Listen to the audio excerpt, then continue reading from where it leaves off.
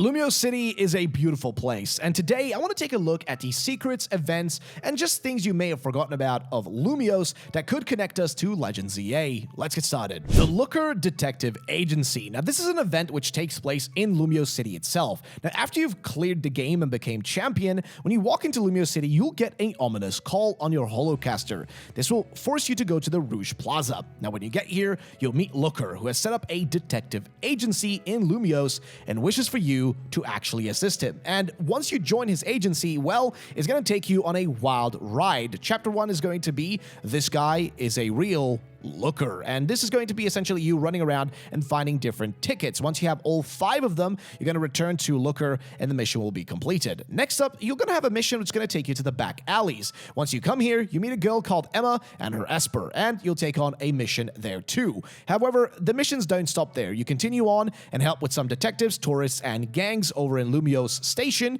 After finishing up that, you also have Chapter 4, which is the unforgivable crime. Now, this is probably the highlight, I would argue, of this actual game, or actually the highlight of specifically this detective agency side quest. But here you got to take on someone. It's going to be none else than Essentia. And this is actually pretty funny because the Essentia suit is also present in Pokemon Scarlet and Violet. Yes, if you guys play the Indigo Disc in Scarlet and Violet, if you've unlocked the special shop from Atticus, you can actually purchase the actual helmet used by Essentia from Pokemon X and Y, which makes this interesting little connection and makes me wonder, will we see Essentia? Given that Legends EA has this whole futuristic theme, is it possible that we're going to be seeing the Essentia suit as well as the Essentia person showing up again and somehow being involved? I'm curious to know. I'm very curious to know if this is going to be happening. Now, finishing off the Looker quest has you going for a fiery woman and a truth revealed. Here you take on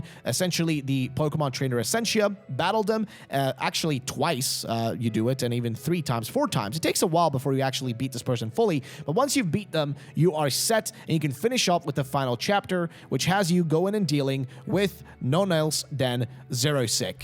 Sushi High Roller. Now, this location is pretty crazy. It's located near the Rouge Plaza as well, and the Sushi High Roller is actually the most expensive of the 4 different restaurants that can be found around Lumiose City, and it's also the hardest one for you to gain access to, as it requires the player to become the champion first, but also to raise their style in the city, which was a feature exclusive to Lumiose, which required the player to more or less do different things and events around the whole of Lumiose City to increase their style, which, yeah, it sounds a bit weird, but still. Basically, an example of one of these events would be you simply riding the Go-Goat or taking a cab or even buying a meal in one of the restaurants, and then if you did that, your style would go up. Now, for the Sushi High Roller, once you unlocked the actual access to it, you'd find yourself taking on 4 very unique characters, that being the Furisodi girls, which only have appeared in X and Y and also in Masters EX, and are a trainer class that has 4 different character models, which is kind of unique. You don't really see that quite often. Now, you can battle them, and if you do complete all the battles, which consists of different meal types, you'll be rewarded with the perfect meal and given 25, yes, 25 big nuggets, which is huge. Just selling all those nuggets back then would net you about 10,000 Pokédollars per each one of those, which would equal out to about 250,000 Pokédollars. Now, of course, you do have to pay to get in, but doesn't really matter. Point is, the Sushi High Roller would be an interesting thing to bring back in Legends EA. Another interesting thing is in the Juan Plaza. Now, there are 2 girls here who are mimicking different sounds of different Pokemon, and eventually, in the Japanese version specifically, one of the girls mimics the sound of one particular Pokemon, that being Heatran. Now, while she's doing this, the other girl actually compliments her, telling her that, well, just sounds good. However, this is actually a mistranslation in the English version, where in Pokemon X and Y in English version, it actually implies that a Lava Dome Pokemon is appearing in the Juane Plaza, which is kind of contradictory because they're just mimicking the sounds, and there isn't actually a Lava Dome Pokemon here. The Lumiose City save glitch. Now, at the time of the release of Pokemon X and Pokemon Y,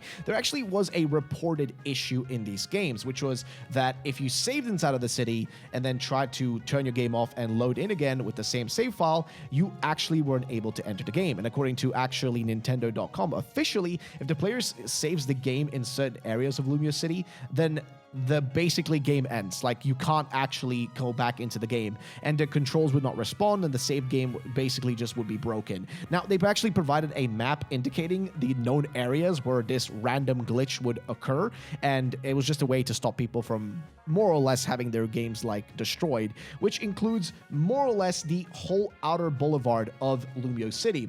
However, on October 25th of 2013, so about a month or so after the release of these games, Nintendo released a patch for this glitch via the Nintendo eShop, or rather Game Freak released a patch, but once that was added, it actually fixed the save glitch. Now, if you've actually beaten the Looker quests and you've done everything and, well, you've dealt with Essentia or Emma, well, guess what? You can actually go to the Looker Bureau and you will see Emma there. And there is a slim chance that sometimes when you go there, she will actually be wearing her special outfit, the one that she also, of course, got at the end of the whole Looker quest line. But it's kind of a cool little detail, and I think it's interesting, and I hope, again, that they do bring this suit back, and also elements of this being brought back as well. In Lumiose City, you can also go to the Poke Radar Research Center, and here you can actually talk to a researcher who, if you basically talk to him, will give you a specific target. If you encounter that Pokemon, he'll reward you with different items like Pokeballs, Ultra Balls, whatever else you can think of. Now, Diantha is the champion of Kalos and will appear in Cafe Soleil and interestingly offer the player a trade. Now, the trade will be for none else than Ralts, which also will be holding the Gardevorite, which is the stone needed for its Mega Evolution. Now, this Ralts also has perfect special attack as well as perfect speed IVs, and it's super useful, making it the 4th Pokemon that you can get given in Lumiose. However, the starter Pokemon given to you by Sycamore, the first 3, are gift Pokemon, whereas Ralts actually needs to be traded over in exchange for literally anything. You can give Diantha any Pokemon you want to, and she'll give you Ralts in return.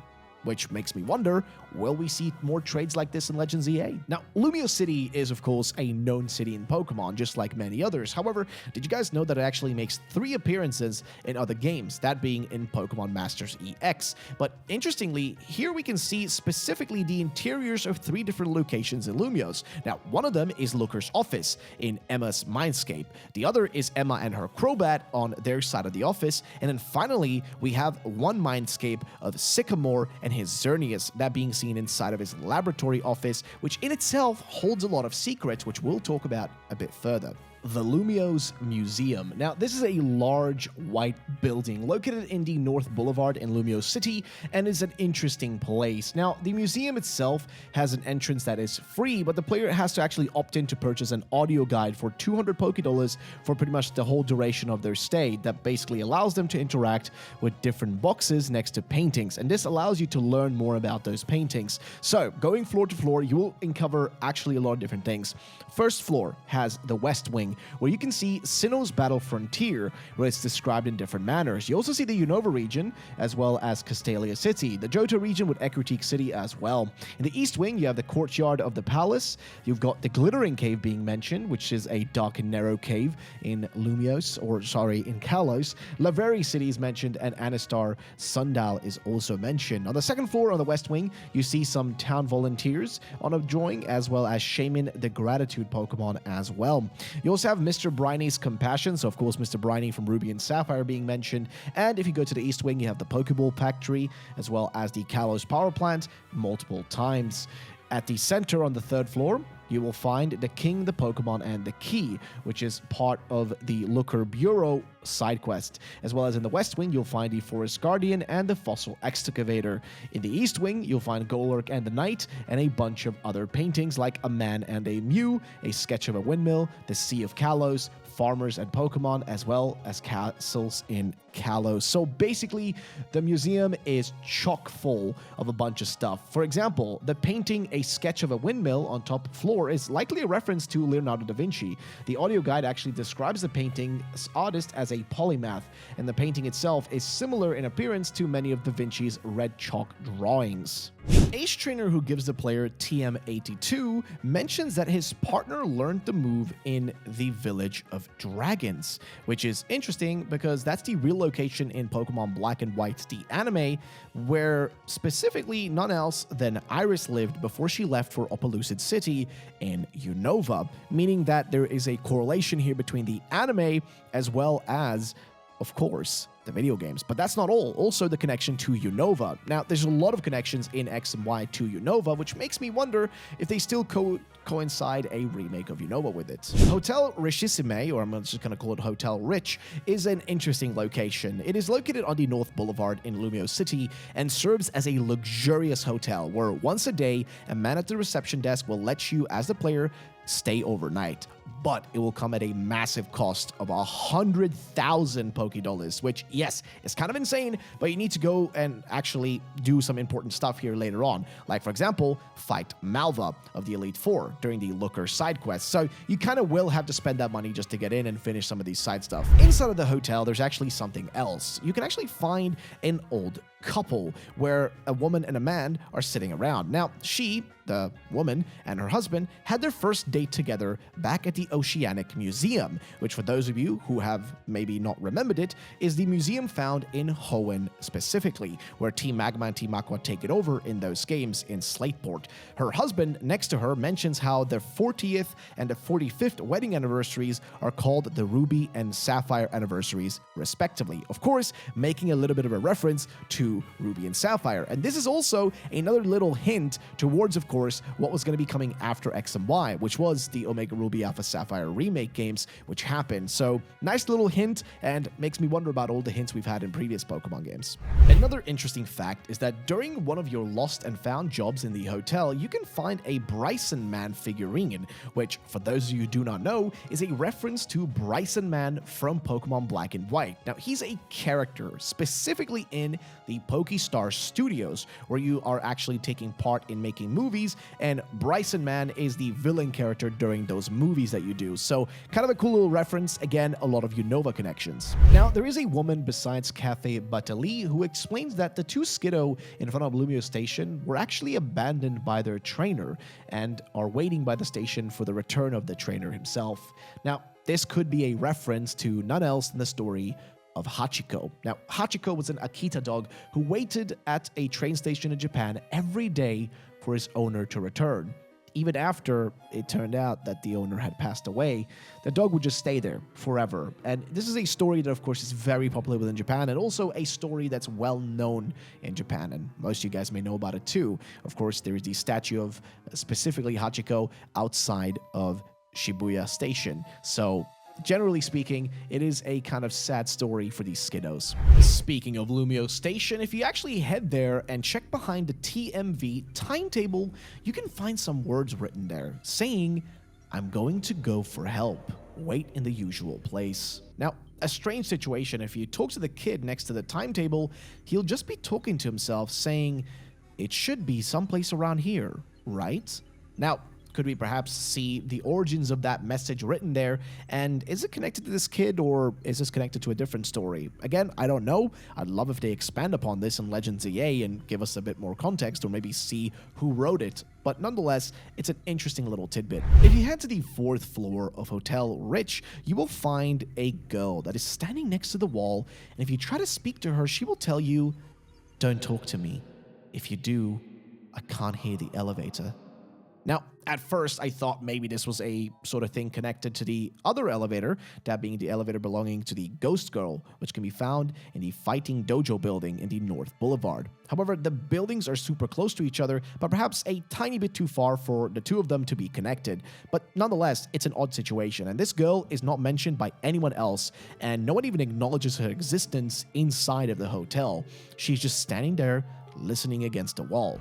Speaking of which, the Ghost Girl. Now, this is an urban legend and event that takes place in specifically Lumiose City, in which the player character enters the Fighting Dojo building, and when heading upstairs, they will run into a Hex Maniac trainer. Now, this is a specific trainer class in Pokemon. However, this is seemingly a Ghost Girl, as she will not walk, but rather float past the player and utter the words, "No, you're not the one." She then enters the room, and if you try to look for her, she's completely gone, and you can't find her anywhere on the floor, which makes me wonder if perhaps the girl in the other building connected to this one. Like, was she listening for her to open the elevator, or trying to remember what happened the first time, and if she can listen and hear it this time? Again, it's a little bit confusing, but I'm intrigued. In connection to these ghosts, there seems to be an odd thing happening at the hotel. There are multiple unopenable doors, and one is the kitchen, which you can't access, which no one really explains exactly why. It's not like entering these places in other Pokemon games has ever been an issue. Another weird point is that standing on the sidewalk by both the hotel and the unmarked office building, you can see people coming in and out of both buildings. One guy and one girl. They are always the same from each building, and they always exit into Route 14, and you cannot actually speak to them. However, if you go to Route 14, this is also where you find the Spooky House. This is its location. Outside the Spooky House, there are 6 tombstones that are very orderly and in the right places, as opposed to the other stones found around here. And if you speak to a maid on the ground floor of the previously mentioned unmarked office building, she'll mention the Richisse family and someone called Master Miles, who could all be related to the Richisse, a trainer class, but also a family found in Pokemon Black and Pokemon White, where the family back then consists of 7 people, all living in Undella Town, with 6 of them being battleable, with the final and 7th member of the family being the father, who is a item maniac that basically buys relic items found in the abyssal ruins. And as we find out from the maid, it seems their house was demolished in Black and White too, and they moved away, and, well, where was the 7th member of the family? That being the father, well, he stayed, actually. He stayed in the building, and he stayed in the rebuilt version of the building, meaning those 6 graves we see could be connected to the family members that moved away, meanwhile the father stayed, making me wonder if this family is in any way connected to the girls in the hotel or the ghost girls in the elevator. Again, this family is very strange, the whole connection to them is odd, and I wonder if perhaps the father, in some way, because he collected relics, may have collected something that cursed his whole family. If you head over to the Magenta Plaza and go to the Pokemon Center here, there's a young man that specifically talks about Team Plasma and mentions that they're making news a while back in the Unova region. Now, while a young woman next to him mentions Professor Oak's grandson having visited Kalos to study abroad. Now, of course, Professor Oak's grandson would be none else than, of course, Blue, but she also tells us how he used to say bonjour, or buongiorno, while meeting and smell you later while leaving, which, yeah, is kind of interesting because that would be a reference to the first quote referring to Blue when he greets the player while visiting you at the SSN in the original Generation 1 Pokemon games, and of course in the remakes, so that would be Fire Red, Leaf Green, as well as even in Heart Gold and Soul Silver you might run into him, but for the most part, it is a reference to Blue or Gary, which is really funny. While the second option here is actually the thing he says to you, smell you later, every time he leaves you and leaves your presence, which is kind of funny. But nonetheless, though, basically a cool little reference to none else than Blue. If you head over to the Vernal Avenue, there are a lot of shops here, and one of them will feature the Stone Emporium, where you can find an old man who says, "Ore, ore, ore, ores that I adore." That's where you should laugh. Heavily suggesting that this guy could actually be the Ore or Ore Maniac from Pokemon Black, White, as well as Pokemon Black 2 and Pokemon White 2, who essentially says the exact same thing to you when you meet him there. And this guy is basically a gentleman character, a gentleman trainer class, who will buy and offer a variety of different stones and gems, and more or less ore-based items from the actual player. Now, earlier we spoke about the connections that exist between, of course, Ruby, Sapphire, as well as Pokemon X and Y, and how that old couple essentially mentions that they, well, are going to be celebrating their Ruby and Sapphire anniversaries. However, did you guys also know that there is a mini replica of the Prism Tower? Yes, the Prism Tower from, of course, Lumiose City, which can be found none else than the central courtyard of Mobile City in Omega Ruby and Alpha Sapphire, which is really cool, because if you actually think about the Lumiose Gym and the Lumiose Tower, right, if you just look at the Prism Tower itself, it is an interesting location. One, it serves as an actual gym, and interestingly in regards to that, it's actually tied together with Moss Deep City's gym from Emerald version for having the highest amount of actual common trainers in the gym, with both of them having 12, which is pretty crazy. So a lot of stuff to deal with. But other than that, though, the gym also shares several similarities with Heart Home Gym from Pokemon Pokemon Diamond and Pearl. First of all, both are the 5th gym of their respective region, and both gyms are inaccessible the first time the player actually enters the city, which is fair enough. Both gyms feature 4 sets of multiple choice questions, and most of the underlings in both gyms consist of young children or ace trainers. So it's an interesting kind of similarity between the two, because I really can't see how they're similar otherwise in terms of design or anything. But nonetheless, though, it is an interesting location, and Prism Tower is a place that hopefully in Legends EA we're going to explore much further. Of course, we can't forget about the taxis. Yes, the Lumi Cab. These are taxis that you can take in Lumiose City, enabling you as the player to essentially travel much more easily directly to different many locations within, of course, Lumiose. However, the base fare, or the price you pay, is 710 Poké-Dollars, but it will actually increase the further the taxi's destination actually has to go, which is, of course, logical, just like real life. However, once you, the player, have taken the cab, you will actually gain 1 point of style, and at 100 points of style, or 140 points of style, the driver will start giving you a 50% discount on the fares. But the funniest part to me is actually that if the player does not have enough money to pay for the ride, the driver will actually challenge you to a battle. Yes, so you'll have to actually battle the driver, which is really fun because there are actually several different drivers. It's not just one guy. There's a plethora of them, almost 10 different people you can take on. Now, of course, generally they do have the same same design, but they're all the driver class. They all have the driver trainer class, which is really funny because it consists of 3 different versions, similar to the High Roller Sushi place, which had a similar thing going on right there. But if you do take these guys on, the lowest chance of getting one of them is Driver Carter, who only shows up 1 out of 10 times, which is pretty interesting. But nonetheless, though, it's a cool way to get another battle in the game, and also an event that you would miss if you had enough cash. Now, if you guys go to the Estival Avenue, it's an interesting place here. Now, of course, you have the Lotto ID Center where you can play the Lotto every day, but there's also the Lumiose Press. Now, this is the building where Alexa works. Alexa will actually recommend you various locations around the city for you to visit. However, you have something else interesting here, which is if you have a Volcanion in your party when you're here, you're able to read a top secret memo about Volcanion inside of this building. Now, of course, this top secret thing is on the screen right now, so there you go. But overall, kind of a cool little detail. Inside of Sycamore's lab, there are multiple paintings and drawings of Pokemon from specifically Gen 5. You even have Servine in there. You've got Tepig in there. You've got a lot of references to specifically Unova, which makes a lot of people like myself wonder if we're going to be getting a Unova remake, maybe to coincide with Legends EA. I don't know, but the references are pretty cool. If you compare the map of Lumiose City from, of course, X and Y to the recently revealed and shown off map of Pokemon Legends EA, you can see that the plazas are still present, but the city seems to have been expanded. There are a lot of access points and different buildings now, which seem to be able to be kind of traversed around, which makes me wonder, in Legends EA, all the things we've talked about so far, will they actually be accessible? Will we see the origin of the Ghost Girl? Will we see a reference to it? Will we see all these restaurants return, or different versions of them? Again, I'm very curious. Let me know what you guys think.